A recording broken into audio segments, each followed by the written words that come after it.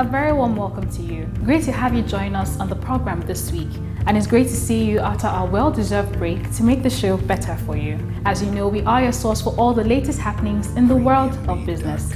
My name is Maggie Osibor. You're welcome. On the lineup this week, we join Faith and her guests on our brand new segment, The CEO Rendezvous. Her guest this week is Mr. Bode Opadokun, Chief Executive Officer of FBN General Insurance, where they touched on a wide range of issues. Speaking during the course of his interview, Mr. Opadokun said that insurance managers must make insurance attractive for investors. Do take a listen. Same color of Naira that was invested in our industry is the same color of Naira that has been invested in other sectors.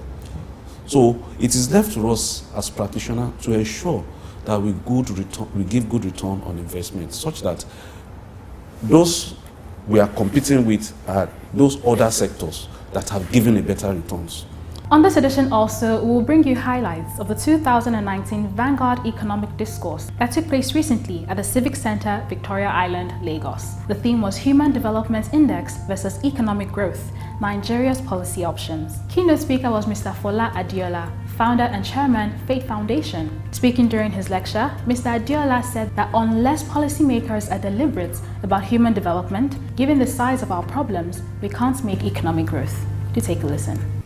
If we are not deliberate about human development, given the extent of our problems, it cannot automatically result from a focus on economic growth alone. Plus, of course, all the other extras we bring you each week on the program, so sit back, relax, and enjoy the package. Details in just a moment. Please stay with us.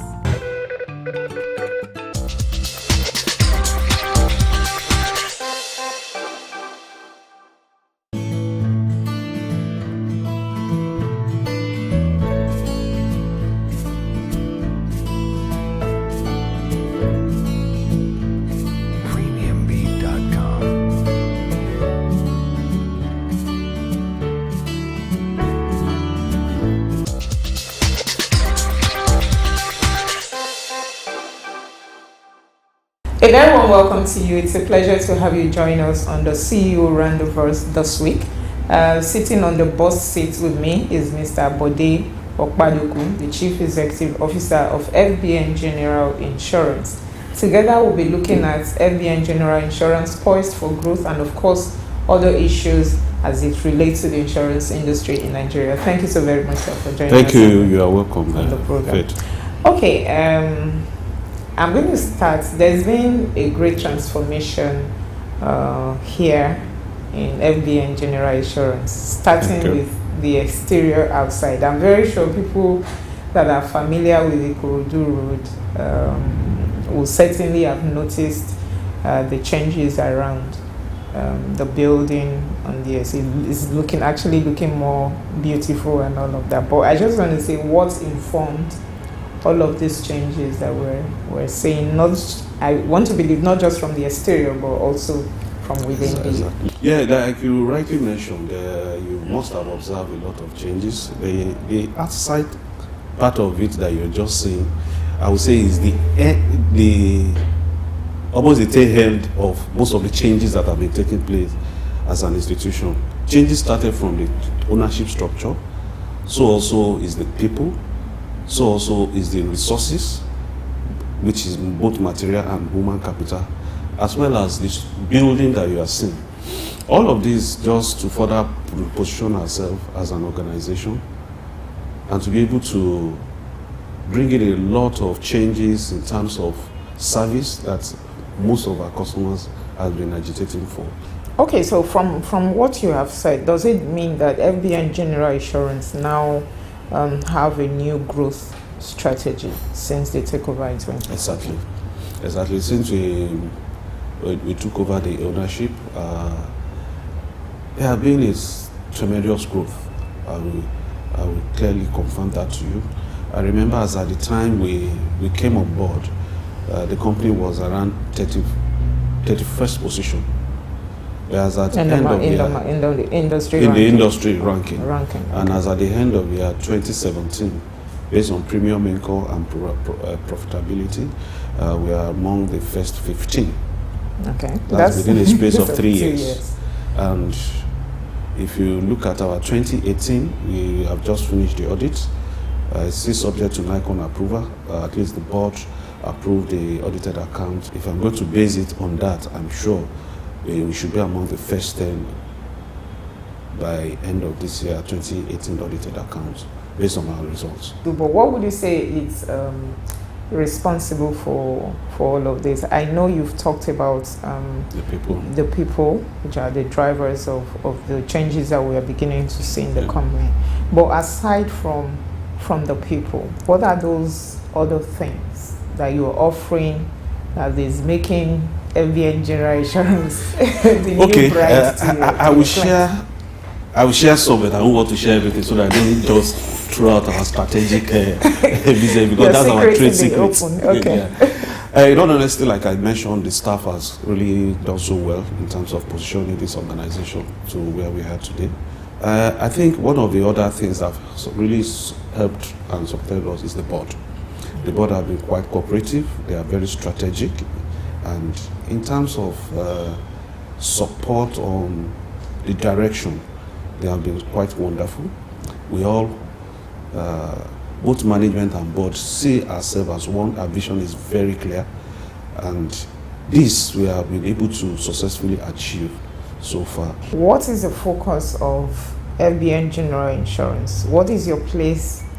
Are you focused on the corporate business, or is your focus on retail end of the business? Okay, by virtue of the license that we have, all customers, whether corporate or retail, are very important. Are very important, and so we focus on every one of them. Okay. Let me take you a little bit away from FBN for just a second and take you to the controversial parts of this interview. Towards the end of last year, the regulator had to put on hold the tier-based recapitalization system. Now, in all honesty, do you think if the tier-based recapitalization had pulled through, that would have revolutionized the business of insurance in Nigeria? I just want your thoughts on that. My own opinion, I think that TBMSC that was pulled over, I think will have done us a lot of good if we have been able to let it stay. The only area is the time frame. I think the intention is very clear, and it's for the good of the industry. We need serious players in this market. We really need those that actually want to do the insurance business the way it should be done to stay. What the regulator has only tried to do is just to make sure that whichever company or whoever that wants to be a player in the insurance industry needs to ensure that it has a very strong capital base. Having a good, strong capital base is also going to help in projecting the industry in a position whereby people will actually believe and trust the practice of insurance. You know, our business is a business of trust. Our business, what we actually sell, we are only selling a promise. People don't actually see what they buy at the time they are consummating any form of business with us. And what will make people to believe in you is a function of how you also present yourself. And what do you present? Is your numbers, is your financial base that also give that people, the insuring public, that confidence that yes, they are trusting their risk in the right hand of people. But however, I feel that the time frame that the regulator actually wanted that guideline to be implemented is what I feel was a bit too short. You remember, there are many investors that are involved. People have hard-earned income, have been invested in different insurance companies, and coming up with that policy and giving the short time for it to be effective, I think we could have, maybe if the regulator have considered extending the period, I think we'll have made success of it. That's my personal view.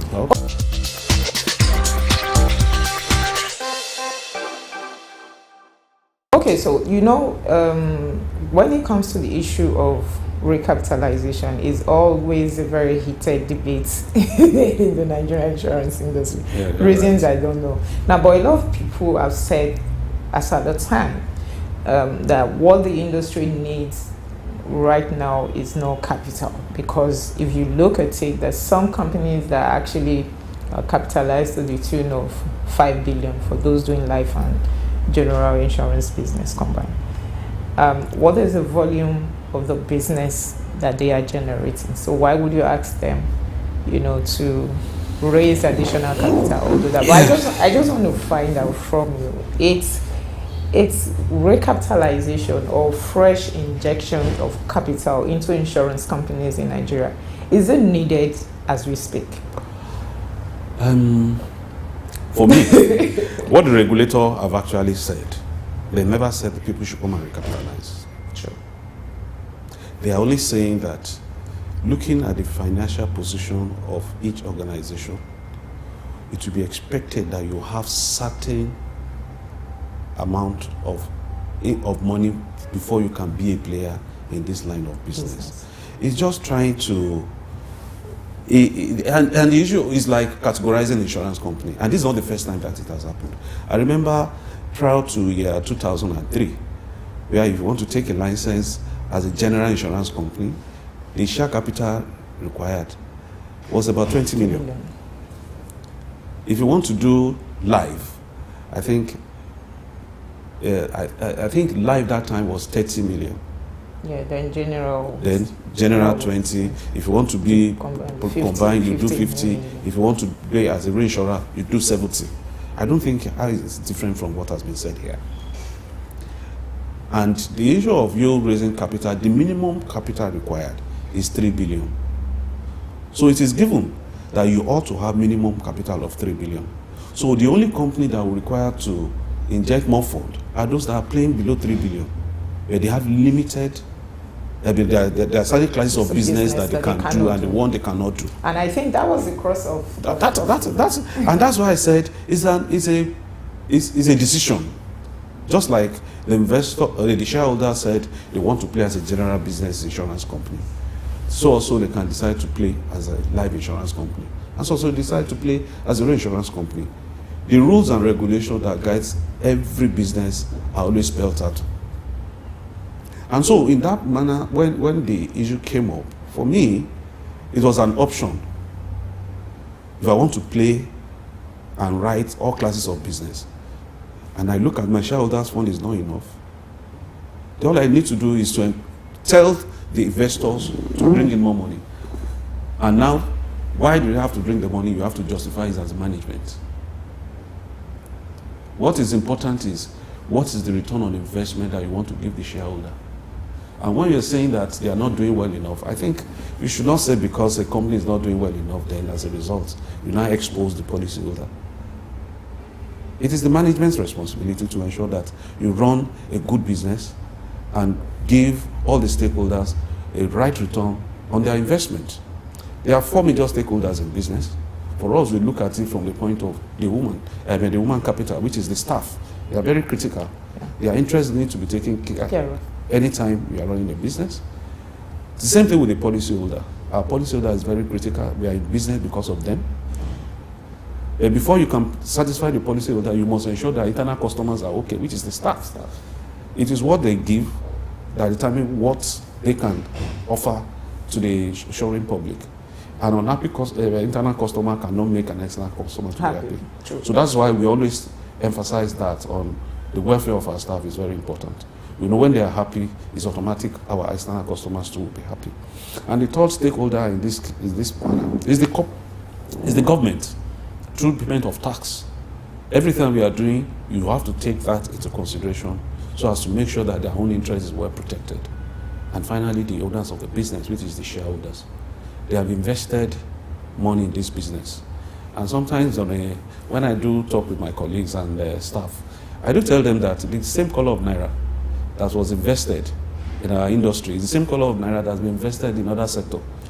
So it is left to us as practitioners to ensure that we give good return on investment, such that those we are competing with are those other sectors that have given a better returns.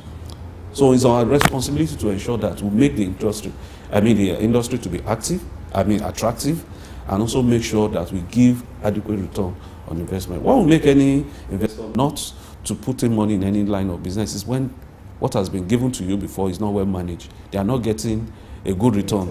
They are not getting at all. Oh, they are not getting at all. So why should I put my money? You see, sometimes some of us look at ourselves from the point of employee rather than see yourself from the point of a shareholder. If you own the business, you must think like a businessman. All interests that I've mentioned here, they are all very important and critical. So every decision or strategy you are putting in place for any business that you are doing, if you don't reason along that line, taking all of those into consideration, of course, it's like robbing Peter to pay Paul. What will make somebody to brought his or her money to invest in our industry is because he's expecting good return on investment. And that was found very, very important as we move on. That does not mean that we should do it at the expense of the customer, neither should it be done at the expense of the staff, or should be done at the expense of the corporate governance that is required by government. On the scale of 1 to 10, what would you say, or what would you rank the biggest challenge facing the insurance industry at the moment? I think for me, I will look at the personnel side. We need to do more in terms of building and make new managers. When you look at the average age of personnel in the industry, I think we need to do more in terms of encouraging the young ones to come and play their own role. The statistics is not favorable. Well, they said this is millennial world. We have more youth than adults. But does it reflect in our own industry? I think that is an area that is of great concern for me. What the industry is going to look like tomorrow if we are not consciously building a new set of managers. That is very, very critical. And also not just building managers for tomorrow, but also the competence of these managers is very critical. Some of us have put the professional practice in the background. We look at it more from the point of income, business, not looking at the quality of the business. The risk underwriting is being put in the background for quite some time now, which I think it has to do with the current managers who, of course, sometimes look at premium income as a criteria in growing or promoting people.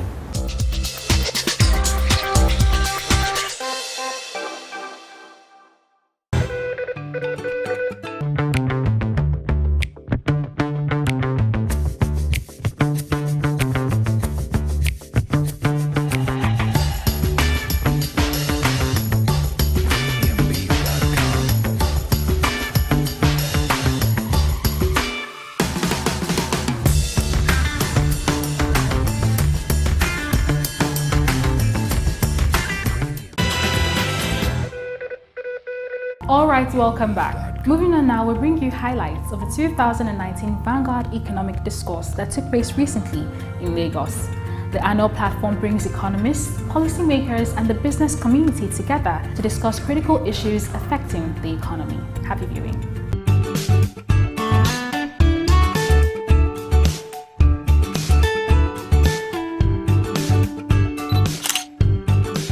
Nigeria's premier business and finance daily newspaper, Vanguard, recently put together its 2019 Economic Discourse at the Civic Center, Victoria Island. The theme was Human Development Index versus Economic Growth, Nigeria's Policy Options. The annual Vanguard Economic Discourse is a platform that brings economists, policymakers, and the business community to discuss critical issues affecting the Nigerian economy. Keynote speaker this year was Fola Adiola, founder and chairman, Faith Foundation. Chairman of the occasion was Dr. Shamsuddin Usman, former Minister of National Planning. Welcoming participants to the event, the managing director and editor-in-chief of Vanguard newspaper, Mr. Gbenga Adefaye, said Nigeria needs to start investing in our young people in line with the recommendation of the World Bank. Delivering the keynote address, Mr. Diola said that Nigeria will be the world's most populated country by 2050. We are an irresponsibly procreating people every 4 seconds. That is the statistic. Every 4 seconds, a child is born in Nigeria. At an annual population growth rate of about 2.6% per annum, Nigeria will apparently be the world's third most populous country by the year 2050. At about which time the country is projected to have depleted 85% of its oil reserves. Considering that almost half of our population is already impoverished, what sense can there be in breeding like rabbits? Both HDI and economic growth will reveal this as it trends after the fact. The high-level panelists at the discourse this year were Ifie Sekibo, Managing Director, Heritage Bank, Dr. Peter Ozo-Eson, General Secretary, Nigerian Labour Congress, Mr. Muda Yusuf, Director General, Lagos Chamber of Commerce and Industry, and Dr. Dori Salami, Economist, Lagos Business School. In his presentation during the panel discussion, Dr. Ozo-Eson said that Nigeria needs policies that will focus on human development and not this current fixation on economic growth. What we need as a nation is for our citizens to attain a level and quality of life that can be regarded as encompassing development. That is what the Human Development Index actually projects. And not one that will say, or a society in which we will grow so fast, but have such a skewed distribution of income that we can now still be touted, as it were, the emerging capital of poverty in the world. We need to challenge ourselves through policy, through progressive, critical policy that will move us from this fixation on growth and approach a broadened, more encompassing development for our society. Given the high level of speakers and panelists at the discourse, participants had questions. My name is Onyebuchi Priska and I am a member of Marywood Girls College. So my question is, we have gathered here with different people on a topic based on Human Development Index versus economic growth. But the question is, what is the real essence of this discourse? We are talking about our problems, but who are we voicing our problems to? Are they here, and how are we sure that they are listening to us and are actually going to do something about it? Because we cannot gather here and waste our time talking about problems and bringing up solutions, but having no one to implement them. Thank you. The 2019 Vanguard Economic Discourse was a huge success given the high level of speakers, panelists, and participants. The consensus at the end of this year's discourse is that government at all levels must, as a matter of urgency, begin to implement policies that will develop our human capital side-by-side economic growth. And that is our time on the program this week. Many thanks for spending time with us. Do join us again next week for a fresh package. In the meantime, feel free as always to connect with us on all our social media platforms. Once again, my name is Maggie Osiobor. Our parting shot this week, Akpororo in his element at the 2018 Insurance Industry and Consumers Night. Bye-bye.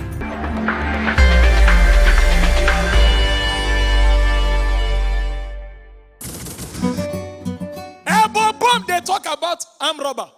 If I talk mosquito, he said the one that's relate a mosquito na high board at the time. You don't see mosquito. The over the time you're high board, you know they happy. You don't come cocoa.